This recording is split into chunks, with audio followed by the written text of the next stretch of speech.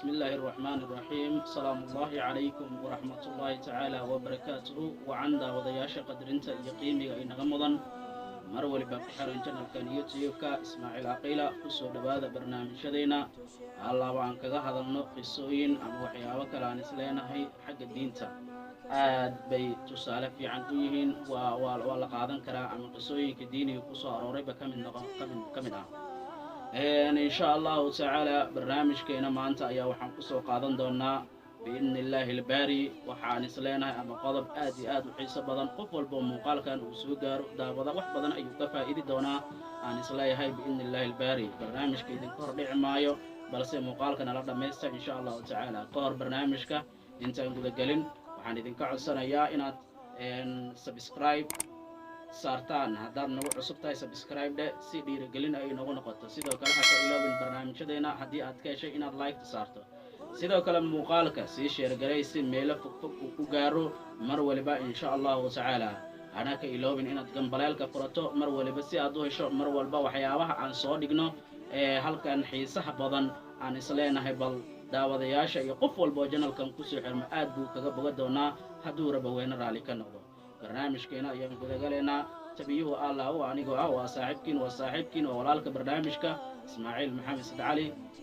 halkaad naga daawanaysaanna waa janalka youtube-ka ismaaciil caqiila kusoo dhawaada barnaamijyadeena insha allahu tacaala hana ka iloobina mar walba insha allah inaad subscribe dhaadaan like garaysaan share garaysaan gambaleelkana aad furato si mar walba waxyaabaha aan soo dhignay aad uga heshaan dhinaca kaamirada waxay ka saacidaysaa mahadi ballaarana ka gaartee milyumaanka anigu waa ismaaciil caqiila barnaamijkeena ayaan gudagalaynaa maanta maxaan idinkaga soo qaadan doonaa amase maxaad ka taqaanaa afarta dumar ee ugu qayrka badan adduunka isla mar ahaantaana mid weliba qiyamkeeda iyo sidoo kale qiimaheeda gaarka ah ee iyada sidato barnaamijkeena ayaan kusoo qaadan doonaa hadduu rabweyne raali ka noqdo insha allahu tacaala taageerayaal badan si aan u helno fadlan mar kale waan ku celinayaa inaad subscribe saarto haddaad nagu cusub tahay si ay dhiirigelin ay nagu noqoto like saar haddaad ka heshay barnaamijyadeena sii sheergaray muuqaalada si meelo fogfog ay u gaaraan sidoo kale mar walba waxyaabaha xiisaha badan aan soo gudbanana si aad u hesho like-ta ha ka iloobin insha allahu tacaala afarta dumar ee ugu qayrka badan adduunka ayaan halkan idinkugu soo qaadan doonaa iyadoo mid waliba tafaasiil kooban aan ka bixi doono aasiya waxaa ka mid ah aasiya bintu musaaxib aasiya waa xaaskii fircoon ilaahay subxaana wa tacaala qur'aanka uu kaga hadlay waa tii ay tiray rabbi ibnili cindaka baytan fi ljanna wanajnii min fircawn wacamalihi wanajnii min alqowmi alظaalimiin ilaahu xaggeega guri iga dhis waa tii ay tiray markii cadaabka iyo fircoon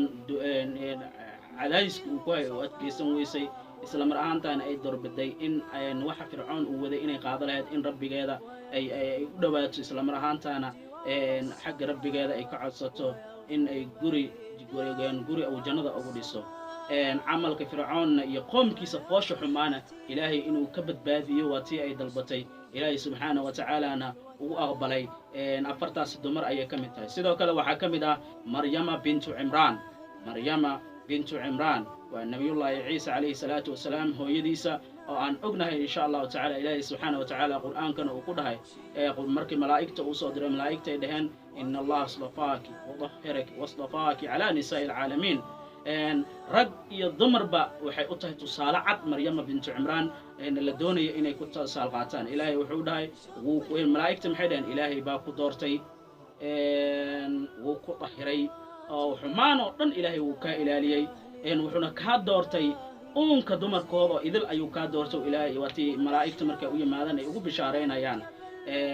marka waa qoftaasi waa maryama bintu cimraan sidoo kale khadiija bintu quwaylet oo ah xaaskii nabigeena calayhi salaatu wasalaam markii nabiga tusaale aan ugu soo qaadanayno nabiga calayhi salaatu wasalaam markii qur'aanka lagu soo dejiyey oo la kulmay malakul jibriil iqra bismi rabbika alladii khalaqa alinsaana min calaq iqra warabbuka alakram alladii callama bilqalam ilaahay uu ku dhahay malakul jibriil ilaahay qur'aanku uu soo dhiibay oo nabigu u imaaday markaas uu nabiga ku dhahay nabigu waa tii uu ka gariiray arrinkaasi ay ku cuslaatay xaggiisa nabiga calayhi salaatu wasalaam markuu gurigu ku noqdo waa tii daboole ay tiray isla mar ahaantaana nabiga calayhi salaatu wasalaam ay dejisay raxmad inay tahay halkaas aan kaga qaadanayno dumarkuna inay naxariis yihiin halkaas aan kaga qaadanayno sidoo kale qofta ugu dambaysa waa faaduma bintu maxamed ama faaduma bintu rasuulullah ayaa ah qofka afaraad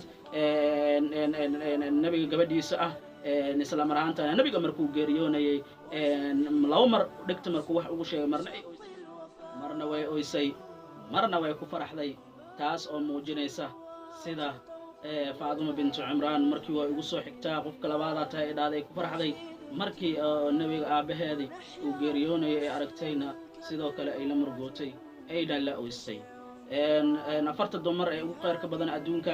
ayaa waxay yihiin aasiya bintu musaaxim maryama bintu cimraan khadiija bintu quwaylad iyo faaduma bintu maxamed ayay ahaayeen afarta dumar ee ugu qayrka badan guud ahaan saaxiibada ku xiran channelkayga ismaaciil caqiila waxaan idinkaga tahay barnaamijkeena maanta halkaas ayaan ku gabagabaynaynaa inta barnaamijkan midkiisa xiga aynu ku kulmi doonno waa walaalkiin waa saaxiibkiin waa soo saaraha barnaamijka ismaaciil maxamed siid cali halkaad toos naga daawanaysaanna uu yahay channelka youtube-ka ismaaciil caqiila fadlan ha ka iloobina inaad subscribe saartaan haddaad nagu cusub tahay si ay dhiirigelin inagu noqoto sidoo kale barnaamijyadeena haddii aad ka heshay like saar sii share garay si meelo fogfog ay u gaaraan barnaamijyadeena sidoo kale ha ka iloobin inaad gambaleelka furato inta barnaamijkan midkiisa xiga aynu ku kulmi doonana waa saaxiibkiin iyo channelka oo idinkaga tegaya sidaas iyo nabaadiino nooli kulanta dambe oo xiiso leh salaamullahi calaykum waraxmatullahi tacaala